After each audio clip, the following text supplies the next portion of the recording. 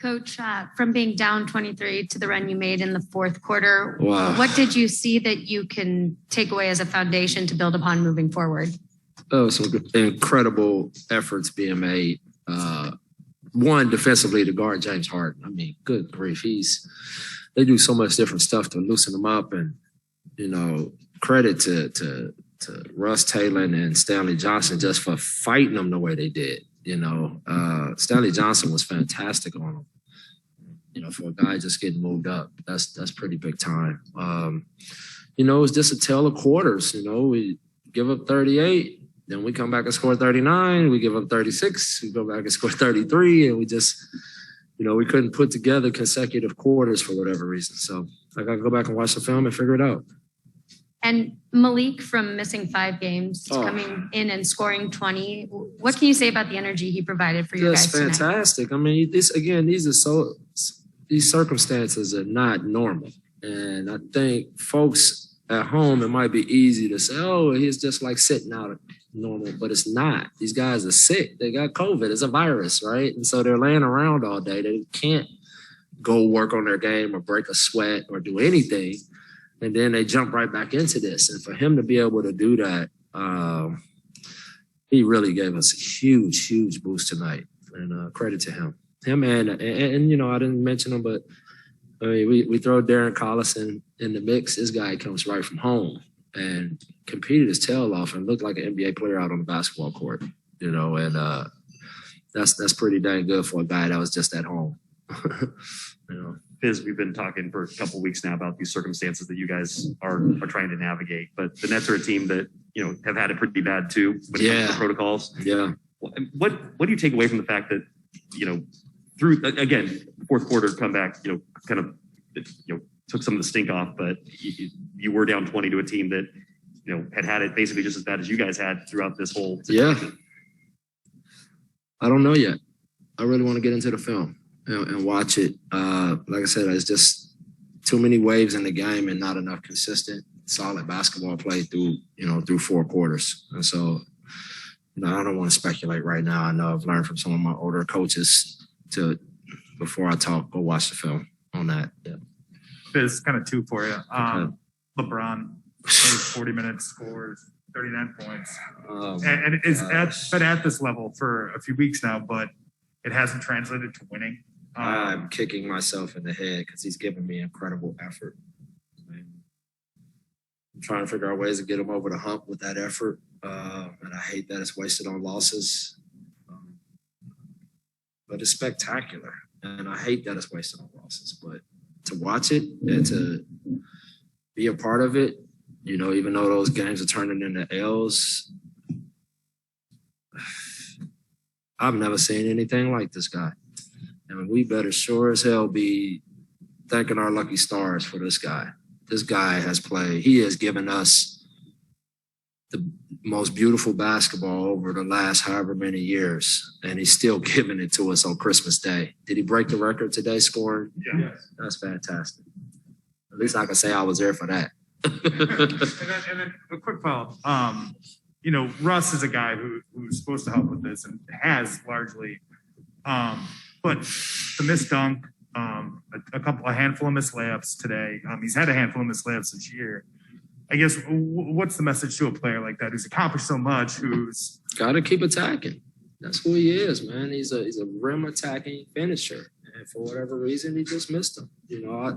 A big part of it is he just wants it so bad.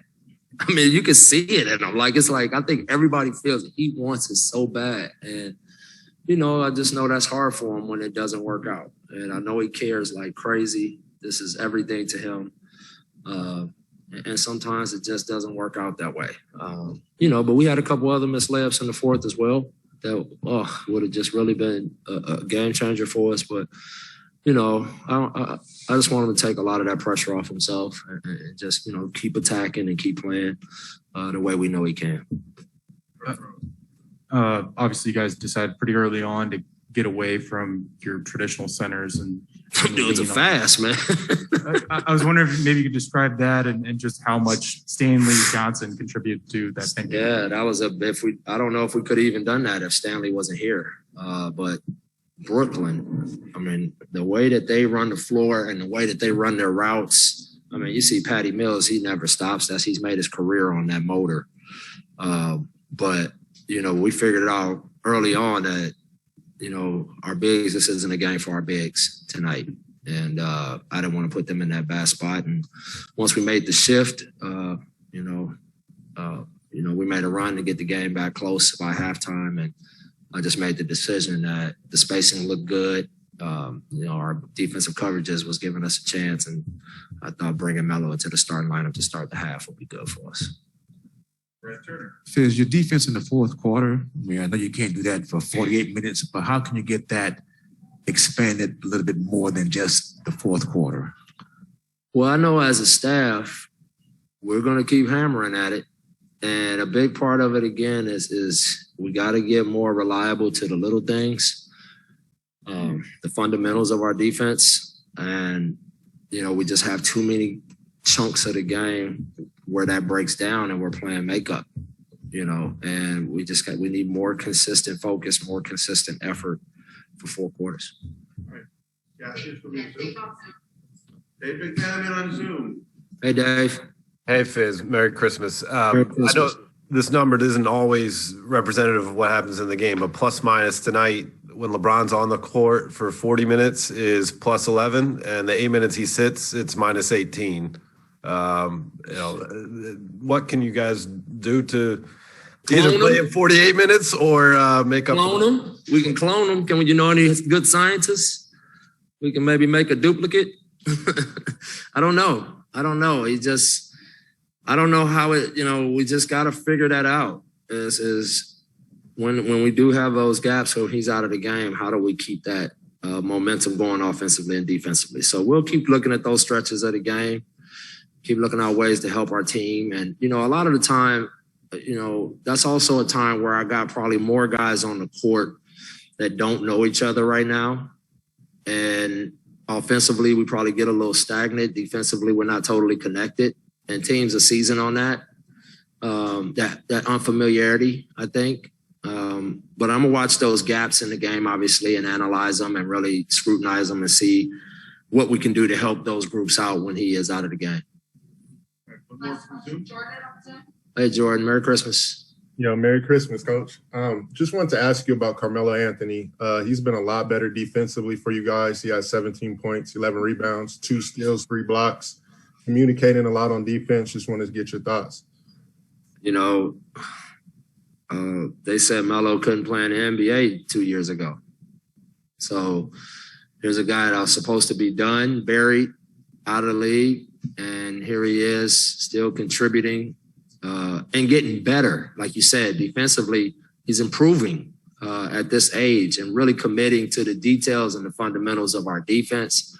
Really understanding what we need from him on this team, from when it's a post up against a smaller guy to a space in the floor or picking and popping. He's given us all of that stuff. And the thing that I just didn't realize about him was that, he uses his voice as well as anybody. And defensively, I think you see him, he's out there barking at people, man, and really, really getting people in the right places and, executing coverages at a high level. And that's pretty cool to see for a guy that everybody said couldn't play in the NBA anymore. All right, thank you, Coach. Merry Christmas.